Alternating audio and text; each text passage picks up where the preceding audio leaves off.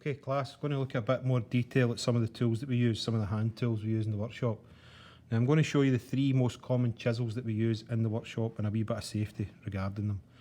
Now the chisel in front of us is called a firmer chisel. This is your general purpose chisel. This is the one you should use most of the time, okay?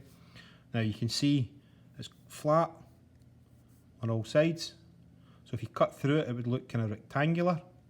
And this is what's called the grinding angle. This bit at the front here is the grinding angle. And then the sharpening angle is right at the front. So that's how a chisel is sharp, okay?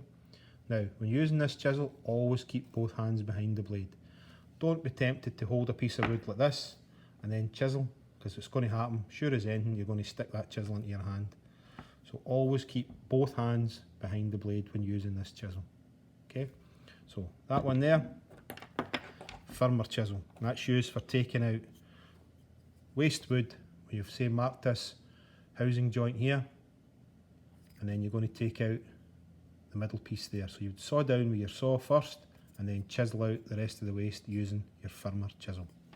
The next chisel, which looks again very similar, but this one's called a bevel edge chisel because the sides have been removed. You can see they've been ground off at an angle. Okay, now that angle has been taken off because it allows the chisel to get into corners, and especially in joints like this. This is called a dovetail joint.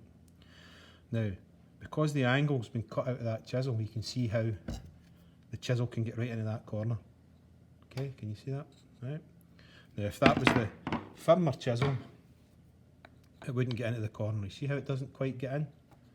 Okay, so there's a bit there that can't get in. So that's why the angle is removed from these chisels so that you can chisel right into a corner for the dovetail joint.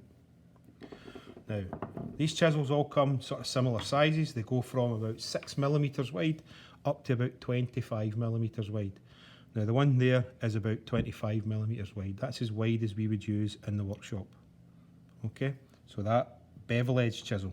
The other chisel we commonly use is a mortise chisel. Now it's slightly different. You can see there's some differences here. The chisel is square in section. So if we cut through that, we would look at it and it would look on the end, it would be square, because that's used to cut a mortise joint. Now the mortise joint is a square hole, if you like, down through a piece of wood here. So you can see the 2 parallel lines there. I would use that chisel to chisel out that there, chisel out that wood there. Okay, so you're using that by holding the chisel and hitting it with a mallet and carefully removing all that wood. Now, that's for a mortise joint. So this is a mortise joint here. I'll take it apart and let you see. So that's the tenon, this part here, and this is the mortise here. So my chisel is used to chisel in here, keeping it square sides, which allows the joint to be nice and straight, going straight through. Okay, so this is a nice solid strong chisel, but it's only used for cutting mortise joints. It's not used for anything else, so you should always keep it for that.